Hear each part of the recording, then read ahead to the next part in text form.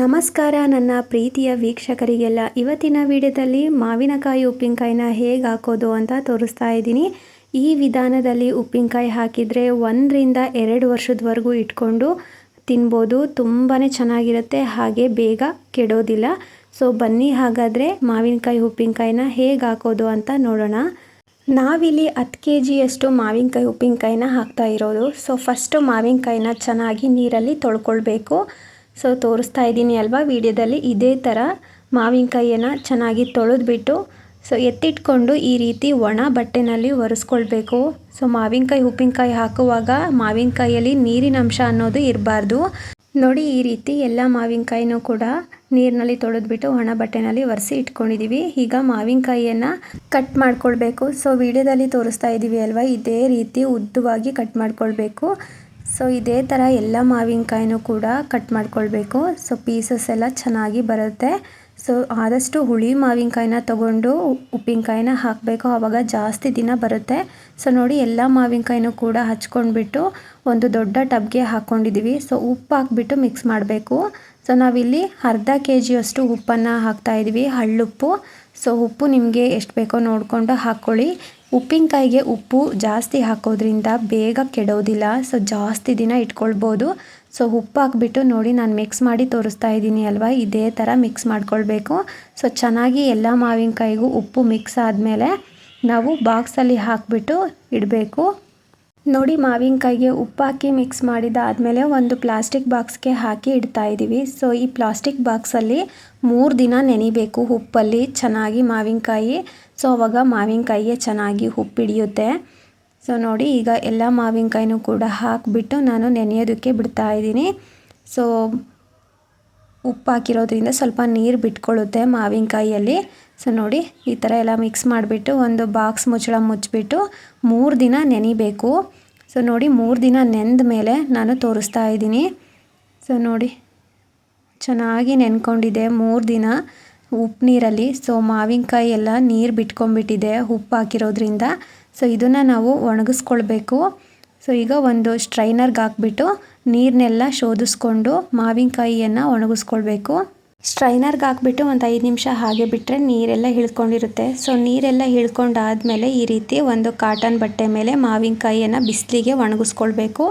So ನೋಡಿ, ಈ ಥರ ತೆಳ್ಳಗೆ ಹರಡಿಬಿಟ್ಟು ಬಿಸಿಲಲ್ಲಿ ಒಣಗೋದಕ್ಕೆ ಬಿಡಬೇಕು. ಸೊ ಹಾಗೆ ನಾವು ಸ್ಟ್ರೈನ್ ಮಾಡಿ ಇಟ್ಕೊಂಡಿದ್ವಿ ಅಲ್ವಾ ಉಪ್ಪು ನೀರನ್ನು. ಸೊ ಆ ಉಪ್ಪು ನೀರನ್ನು ಮತ್ತೆ ಅದೇ ಬಾಕ್ಸ್ಗೆ ಹಾಕಿಬಿಟ್ಟು ಇಡ್ತಾ ಇದ್ದೀನಿ. ಸೊ ಇದು ಬೇಕಾಗುತ್ತೆ. ಸೊ ಹಾಗೆ ನೋಡಿ, ಮಾವಿನಕಾಯಿ ಬೆಳಗ್ಗೆಯಿಂದ ಸಂಜೆವರೆಗೂ ಒಣಗಿಸ್ಕೊಂಡಿದ್ದೀನಿ, ಸ್ವಲ್ಪ ಮಾತ್ರ ಒಣಗಿದೆ. ಸೊ ನಾವು ಇದನ್ನು ಇನ್ನೂ ಚೆನ್ನಾಗಿ ಒಣಗಿಸ್ಕೊಳ್ಬೇಕು. ಈಗ ಮತ್ತೆ ಈ ಮಾವಿನಕಾಯಿನೆಲ್ಲ ತೊಗೊಂಡ್ಬಿಟ್ಟು ಮಾವಿನಕಾಯಲ್ಲಿ ಬಂದಿರುವಂತಹ ಉಪ್ಪು ನೀರನ್ನು ಎತ್ತಿಟ್ಕೊಂಡಿದ್ವಿ ಅಲ್ವಾ, ಅದೇ ನೀರಿಗೇ ನಾವು ಮಾವಿನಕಾಯಿಯನ್ನು ಹಾಕ್ಕೊಳ್ಬೇಕು. ಸೊ ಇದೇ ಥರ ನೆನೆಸ್ಕೊಳ್ಬೇಕು ಮತ್ತೆ 1-2 ದಿನ. ಸೊ ನೋಡಿ, ಎಲ್ಲ ಮಾವಿನಕಾಯಿನೂ ಹಾಕಿಬಿಟ್ಟು ಮತ್ತೆ ಇನ್ನೂ 2 ದಿನ ನೆನೆಯೋದಕ್ಕೆ ಬಿಡ್ತಾ ಇದ್ದೀವಿ. ಈ ಥರ ಮಾಡೋದ್ರಿಂದ ಮಾವಿನಕಾಯಿಗೆ ಉಪ್ಪು ಚೆನ್ನಾಗಿ ಹಿಡಿಯುತ್ತೆ. ಸೊ ನೋಡಿ, ಎಲ್ಲ ಮಾವಿನಕಾಯಿನೂ ಉಪ್ಪು ನೀರಿಗೆ ಹಾಕಿಬಿಟ್ಟು ಮಿಕ್ಸ್ ಮಾಡಿಕೊಂಡು ಬಾಕ್ಸ್ದು ಕ್ಯಾಪ್ನ ಕ್ಲೋಸ್ ಮಾಡಿಬಿಟ್ಟು ನಾನು ಮತ್ತೆ 2 ದಿನ ನೆನೆಸ್ಕೊಳ್ತಾ ಇದ್ದೀನಿ. ಸೊ ನೋಡಿ, 2 ದಿನ ಆದಮೇಲೆ ತೋರಿಸ್ತಾ ಇದ್ದೀನಿ ಮತ್ತೆ ಎಷ್ಟು ಚೆನ್ನಾಗಿ ಉಪ್ಪು ನೀರಲ್ಲಿ ಮಾವಿನಕಾಯಿ ನೆನ್ಕೊಂಡಿದೆ ಅಂತ. ಇದನ್ನು ನಾವು ಮತ್ತೆ ಶೋಧಿಸ್ಕೊಳ್ಬೇಕು ನೀರನ್ನೆಲ್ಲ. ನೋಡಿ, ಮಾವಿನಕಾಯಿಯನ್ನು ಶೋಧಿಸ್ಕೊಂಡಿದ್ದೀವಿ. ಈಗ ಬಿಸಿಲಲ್ಲಿ ಒಣಗಿಸ್ಕೊಳ್ಬೇಕು ಮಾವಿನಕಾಯಿಯನ್ನು. ಸೊ ಇದು ನಾವು ಮತ್ತೆ ಉಪ್ಪು ನೀರಿಗೆ ಹಾಕೋ ಅವಶ್ಯಕತೆ ಇಲ್ಲ. ಸೊ ಇದೇ ಥರ ನಾವು 3 ದಿನ ಕಂಟಿನ್ಯೂಸ್ ಆಗಿ ಬಿಸಿಲಲ್ಲಿ ಚೆನ್ನಾಗಿ ಒಣಗಿಸ್ಕೊಳ್ಬೇಕಾಗುತ್ತೆ. ಸೊ ನೋಡಿ, ನಾನು 3 ದಿನ ಒಣಗಿಸ್ಕೊಂಡು ತೋರಿಸ್ತೀನಿ. ಸೊ ನೋಡಿ, 3 ದಿನ ಒಣಗಿಸ್ಕೊಂಡಿದ್ದೀನಿ ಬಿಸಿಲಲ್ಲಿ. ತುಂಬ ಗರಿಯಾಗಿ ಒಣಗಿದೆ ಮಾವಿನಕಾಯಿ. ಸೊ ಮಾವಿನಕಾಯಿ ಅಂತಲೇ ಅನಿಸೋದಿಲ್ಲ, ಅಷ್ಟು ಚೆನ್ನಾಗಿ ಗರಿಯಾಗಿ ಒಣಗಿದೆ. ಇದನ್ನು ನಾವು ಇವಾಗ ಉಪ್ಪಿನಕಾಯಿನ ಹಾಕ್ಕೊಳ್ಳೋಣ. ಸೊ ನೋಡಿ, ಈ ಪ್ರೋಸೆಸ್ನ ನೀಟಾಗಿ ಮಾಡಿದರೆ ಉಪ್ಪಿನಕಾಯಿ ತುಂಬ ಚೆನ್ನಾಗಿ ಬರುತ್ತೆ. ಹಾಗೆ 1 ರಿಂದ 2 ವರ್ಷದವರೆಗೂ ಇಟ್ಕೊಳ್ಬೋದು, ಬೇಗ ಹಾಳಾಗೋದಿಲ್ಲ. ಈಗ ಉಪ್ಪಿನಕಾಯಿಯನ್ನು ಹೇಗೆ ಹಾಕೋದು ಅಂತ ನೋಡೋಣ ಬನ್ನಿ. ಈಗ ನೋಡಿ, ಗ್ಯಾಸ್ ಮೇಲೆ ನೀರನ್ನ ಕಾಯಲಿಕ್ಕೆ ಇಟ್ಕೊಂಡಿದ್ದೀನಿ. ಸೊ ನೀರು ಸ್ವಲ್ಪ ಲೈಟಾಗಿ ಬೆಚ್ಚಗಾಗಬೇಕು, ಜಾಸ್ತಿ ಕಾಯಿಸೋ ಹಾಗೇನಿಲ್ಲ. ಸೊ ನೀರು ಬೆಚ್ಚಗಾದ್ಮೇಲೆ ನಾವು ಒಣಗಿಸಿ ಇಟ್ಕೊಂಡಿರೋ ಮಾವಿನಕಾಯಿನ ನೀರಿಗೆ ಹಾಕ್ಕೊಳ್ಬೇಕು. ಸೊ ಗ್ಯಾಸ್ ಫ್ಲೇಮನ್ನು ಆಫ್ ಮಾಡಿ ಮಾವಿನಕಾಯಿಯನ್ನು ನೀರಿಗೆ ಹಾಕ್ಕೊಳ್ಬೇಕು, ಬಿಸಿ ನೀರಿಗೆ. ಸೊ ಬಿಸಿ ನೀರಿಗೆ ಮಾವಿನಕಾಯಿ ಹಾಕಿಬಿಟ್ಟು ಸೊ ಒಂದು 5 ನಿಮಿಷ ಮಾವಿನಕಾಯಿ ಸ್ವಲ್ಪ ಮೆತ್ತಗಾಗೋವರೆಗೂ ಬಿಡಬೇಕಾಗುತ್ತೆ. ಸೊ ಜಾಸ್ತಿ ಚಳಮಳ ನೀರು ಕಾಸಿ ಮಾವಿನಕಾಯಿನ ಹಾಕಬೇಡಿ. ಸ್ವಲ್ಪ ಬೆಚ್ಚಗೆ ನೀರಾದಮೇಲೆ ಒಣಗಿಸಿರುವಂತಹ ಮಾವಿನಕಾಯಿನ ಹಾಕಿ ಈ ರೀತಿ ಮಿಕ್ಸ್ ಮಾಡಿಬಿಟ್ಟು ಒಂದು 5 ನಿಮಿಷ ಮಾವಿನಕಾಯಿ ಬಿಸಿನೀರಲ್ಲಿ ನೆನಿಬೇಕು ಅಷ್ಟೇ. ಸೊ ನೋಡಿ, ನಾನು ವಿಡಿಯೋದಲ್ಲಿ ತೋರಿಸ್ತಾ ಇದ್ದೀನಿ ಅಲ್ವಾ, ಇದೇ ಥರ ಬಿಸಿ ನೀರಿಗೆ ಮಾವಿನಕಾಯಿ ಹಾಕಿಬಿಟ್ಟು ಒಂದು ಸ್ಪೂನಿಂದ ಈ ಥರ ಮಿಕ್ಸ್ ಮಾಡಿಬಿಟ್ಟು ಒಂದು 5 ನಿಮಿಷ ಮಾವಿನಕಾಯಿ ನೆನೆಯೋದಕ್ಕೆ ಬಿಡೋಣ. ನೋಡಿ, ನಾನಿಲ್ಲಿ 5 ನಿಮಿಷ ಮಾವಿನಕಾಯಿಯನ್ನು ಬಿಸಿನೀರಲ್ಲಿ ನೆನೆಯೋದಕ್ಕೆ ಬಿಟ್ಟಿದ್ದೆ. ಸೊ ಈಗ ನೆನ್ಕೊಂಡಿದೆ. ಈಗ ಮತ್ತೆ ಶೋಧಿಸ್ಕೊಳ್ತಾ ಇದ್ದೀನಿ ನೀರಿನಿಂದ ಮಾವಿನಕಾಯಿಯನ್ನು. ಸೊ ನೋಡಿ, ಈಗ ನೀರೆಲ್ಲ ಎಳ್ಕೊಳ್ಳೋವರೆಗೂ ಬಿಡಬೇಕು. ಸ್ವಲ್ಪ ಮಾವಿನಕಾಯಿ ಕೂಡ ತಣ್ಣಗಾಗಬೇಕು. ಸೊ ಮಾವಿನಕಾಯಿ ನೀರು ಇಳ್ಕೊಂಡು ತಣ್ಣಗಾಗೋಷ್ಟರೊಳಗೆ ಒಂದು ಪೌಡರ್ನ ರೆಡಿ ಮಾಡ್ಕೊಳ್ಳೋಣ. ಸೊ ಒಂದು ಗ್ಯಾಸ್ ಮೇಲೆ ಬಾಣಲಿ ಇಟ್ಕೊಂಡು ಬಾಣಲಿಗೆ 2 ಟೇಬಲ್ ಸ್ಪೂನಷ್ಟು ಮೆಂತ್ಯಕಾಳು ಹಾಕ್ಕೊಳ್ತಾ ಇದ್ದೀನಿ. ಹಾಗೆ 2 ಟೇಬಲ್ ಸ್ಪೂನಷ್ಟು ಸಾಸಿವೆ ಹಾಕ್ಕೊಳ್ತಾ ಇದ್ದೀನಿ. ಹಾಗೆ 2 ಟೇಬಲ್ ಸ್ಪೂನಷ್ಟು ಜೀರಿಗೆ ಹಾಕ್ಕೊಳ್ತಾ ಇದ್ದೀನಿ. ಸೊ ಇವು ಮೂರನ್ನು ಮೀಡಿಯಮ್ ಫ್ಲೇಮಲ್ಲಿ ಇಟ್ಕೊಂಡು ಚೆನ್ನಾಗಿ ಹುರ್ಕೊಳ್ಬೇಕು. ನೋಡಿ, ಈ ರೀತಿ ಸಾಸಿವೆ ಜೀರಿಗೆ ಎಲ್ಲ ಚಟಪಟ ಅನ್ನೋವರೆಗೂ ಹುರ್ಕೊಂಡ್ಬಿಟ್ಟು ಒಂದು ಸಣ್ಣ ಮಿಕ್ಸಿ ಜಾರ್ಗೆ ಹಾಕ್ಕೊಂಡು ತಣ್ಣಗಾಗೋದಕ್ಕೆ ಬಿಡಬೇಕು. ಸೊ ತಣ್ಣಗಾದ ನಂತರ ಪೌಡ್ರ್ ಮಾಡ್ಕೊಳ್ಬೇಕು. ಸೊ ನಾನು ಪೌಡ್ರ್ ಮಾಡಿಬಿಟ್ಟು ತೋರಿಸ್ತಾ ಇದ್ದೀನಿ ನೋಡಿ. ಸೊ ಈ ರೀತಿ ಫುಲ್ಲು ನುಣ್ಣಗೆ ಪೌಡ್ರ್ ಥರ ಮಾಡ್ಕೊಳ್ಬೇಕು. ಈಗ ಈ ಪೌಡರನ್ನು ಸೈಡಿಗೆ ಎತ್ತಿಟ್ಕೊಳ್ಳೋಣ. ಈಗ ಮಾವಿನಕಾಯಿ ಉಪ್ಪಿನಕಾಯಿಗೆ ಒಗ್ಗರಣೆ ಹಾಕ್ಕೊಳ್ಳೋಣ. ಸೊ ಒಗ್ಗರಣೆ ಹಾಕ್ಕೊಳ್ಳೋದಕ್ಕೆ ಗ್ಯಾಸ್ ಮೇಲೆ ಒಂದು ಬಾಣಲಿ ಇಟ್ಕೊಂಡು 2.5 ಸ್ಪೂನಷ್ಟು ಎಣ್ಣೆ ಹಾಕ್ಕೊಳ್ತಾ ಇದ್ದೀನಿ. ಎಣ್ಣೆ ಸ್ವಲ್ಪ ಜಾಸ್ತಿನೇ ಹಾಕ್ಕೊಳ್ಳಿ. ಎಣ್ಣೆ ಬಿಸಿಯಾದ ನಂತರ 1 ಸ್ಪೂನಷ್ಟು ಸಾಸಿವೆ ಹಾಕ್ಕೊಂಡು ಹಾಗೆ ಒಂದು 2-3 ಗೆಡ್ಡೆ ಬೆಳ್ಳುಳ್ಳಿನ ಸಿಪ್ಪೆ ತೆಗೆದು ಜಜ್ಜಿಬಿಟ್ಟು ಒಗ್ಗರಣೆಗೆ ಹಾಕ್ಕೊಳ್ತಾ ಇದ್ದೀನಿ. ಸೊ ಬೆಳ್ಳುಳ್ಳಿ ಎಲ್ಲ ಸ್ವಲ್ಪ ಗೋಲ್ಡನ್ ಕಲರ್ ಬರೋವರೆಗೂ ಮೀಡಿಯಮ್ ಫ್ಲೇಮಲ್ಲಿ ಇಟ್ಕೊಂಡು ಫ್ರೈ ಮಾಡ್ಕೊಳ್ಳೋಣ. ಸೊ ನೋಡಿ, ಈ ರೀತಿ ಬೆಳ್ಳುಳ್ಳಿ ಗೋಲ್ಡನ್ ಕಲರ್ ಬಂದ ತಕ್ಷಣ ಗ್ಯಾಸ್ ಫ್ಲೇಮನ್ನು ಆಫ್ ಮಾಡಿಬಿಟ್ಟು ಈ ಒಗ್ಗರಣೆ ತಣ್ಣಗಾಗೋದಕ್ಕೆ ಬಿಡಬೇಕು. ಸೊ ನೋಡಿ, ಒಗ್ಗರಣೆ ಎಲ್ಲ ತಣ್ಣಗಾದ ನಂತರ ನಾವು ಬಿಸಿನೀರಲ್ಲಿ ಹಾಕಿ ಇಟ್ಕೊಂಡಿದ್ವಿ ಅಲ್ವಾ ಮಾವಿನಕಾಯಿ, ಈಗ ಮೆತ್ತಗಾಗಿದೆ. ಹಾಗೆ ನೀರು ಕೂಡ ಇಳ್ಕೊಂಡಿದೆ. ಒಗ್ಗರಣೆಗೆ ಮಾವಿನಕಾಯಿಯನ್ನು ಹಾಕ್ಕೊಳ್ತಾ ಇದ್ದೀನಿ. ಸೊ ಈ ಬಾಣಲಿ ಚಿಕ್ಕದಾಗಿರೋದ್ರಿಂದ ಸ್ವಲ್ಪ ಮಾವಿನಕಾಯಿ ಮಾತ್ರ ಇಡಿಸ್ತು. ಸೊ ಇನ್ನೂ ಸ್ವಲ್ಪ ಹಾಗೆ ಇಟ್ಕೊಂಡಿದ್ದೀನಿ.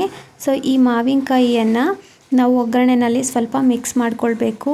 ಸೊ ನಾನು ವಿಡಿಯೋದಲ್ಲಿ ತೋರಿಸ್ತಾ ಇದ್ದೀನಿ ಅಲ್ವಾ, ಇದೇ ರೀತಿ ಮಿಕ್ಸ್ ಮಾಡ್ಕೊಳ್ಬೇಕು.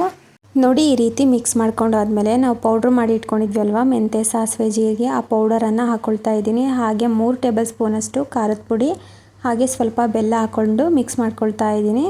ಸೊ ನಾನು 3 ಟೇಬಲ್ ಸ್ಪೂನ್ ಖಾರದ ಪುಡಿನಲ್ಲಿ ಸ್ವಲ್ಪ ಉಳಿಸ್ಕೊಂಡಿದ್ದೀನಿ. ಹಾಗೆ ಸ್ವಲ್ಪ ಬೆಲ್ಲ ಕೂಡ ಉಳಿಸ್ಕೊಂಡಿದ್ದೀನಿ. ಹಾಗೆ ಸ್ವಲ್ಪ ಪೌಡರ್ ಕೂಡ ಹಾಗೆ ಉಳಿಸ್ಕೊಂಡಿದ್ದೀನಿ.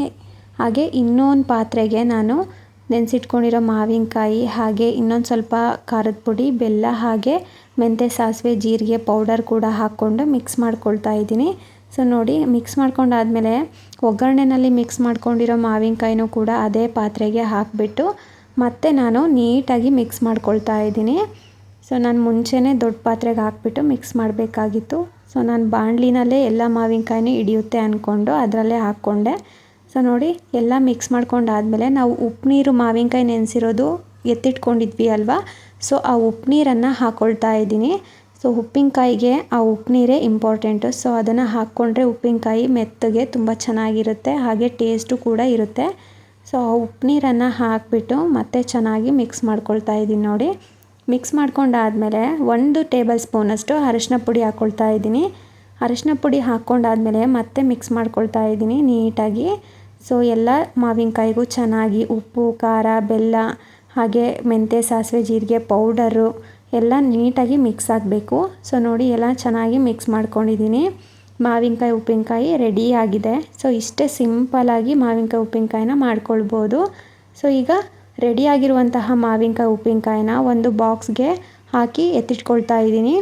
ಸೊ ನೀವು ಪಿಂಗಾಣಿನಲ್ಲಾದರೂ ಹಾಕಿಟ್ಕೊಳ್ಬೋದು ಅಥವಾ ಗ್ಲಾಸಿನ ಬಾಟಲಲ್ಲಾದರೂ ಹಾಕಿಟ್ಕೊಳ್ಬೋದು. ನಾನಿಲ್ಲಿ ಪ್ಲಾಸ್ಟಿಕ್ ಡಬ್ಬಿಗೆ ಹಾಕಿ ಇಟ್ಕೊಳ್ತಾ ಇದ್ದೀನಿ.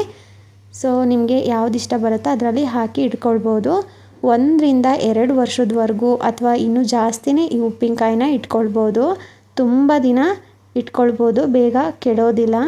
ಸೊ ತುಂಬ ಚೆನ್ನಾಗಿರುತ್ತೆ. ಊಟದ ಜೊತೆ 1 ತೊಳೆ ಉಪ್ಪಿನಕಾಯಿನ ಹಾಕ್ಕೊಂಡು ಊಟ ಮಾಡಿದರೆ ಮಸ್ತಾಗಿರುತ್ತೆ. ಒಂದು ಸಲ ಈ ವಿಧಾನದಲ್ಲಿ ಮಾವಿನಕಾಯಿ ಉಪ್ಪಿನಕಾಯಿನ ಟ್ರೈ ಮಾಡಿ ನೋಡಿ. ಸೊ ನಿಮ್ಮೆಲ್ಲರಿಗೂ ಇವತ್ತು ತೋರಿಸಿರುವಂತಹ ಮಾವಿನಕಾಯಿ ಉಪ್ಪಿನಕಾಯಿ ಹಾಕುವ ವಿಧಾನ ಇಷ್ಟ ಆಗಿದೆ ಅಂತ ಅಂದ್ಕೊಂಡಿದ್ದೀನಿ. ಸೊ ನಮ್ಮ ಅತ್ತೆ ಹೇಳ್ಕೊಟ್ಟಿರೋ ವಿಧಾನದಲ್ಲಿ ಉಪ್ಪಿನಕಾಯಿಯನ್ನು ಮಾಡಿದ್ದೀನಿ. ನೀವು ಕೂಡ ಇದೇ ವಿಧಾನದಲ್ಲಿ ಟ್ರೈ ಮಾಡಿ, ತುಂಬ ಚೆನ್ನಾಗಿ ಬರುತ್ತೆ. ಹಾಗೆ ಬಹಳ ದಿನ ಇಟ್ಕೊಳ್ಬೋದು. ಇನ್ನು ಇದೇ ರೀತಿಯ ರೆಸಿಪಿಗಳು ಹಾಗೆ ಕಿಚನ್ ಟಿಪ್ಸ್ಗಳು ಬೇಕು ಅಂದರೆ ನನ್ನ ಚಾನಲನ್ನು ಸಬ್ಸ್ಕ್ರೈಬ್ ಮಾಡಿಕೊಂಡು ಸಪೋರ್ಟ್ ಮಾಡಿ. ಹಾಗೆ ಲೈಕ್ ಮಾಡೋದನ್ನು ಮಾತ್ರ ಮರಿಬೇಡಿ. ಹಾಗೆ ನಿಮ್ಮ ಫ್ರೆಂಡ್ಸ್ಗೆ ಫ್ಯಾಮ್ಲೀಸ್ಗೆಲ್ಲ ಈ ವಿಡಿಯೋನ ಶೇರ್ ಮಾಡಿ.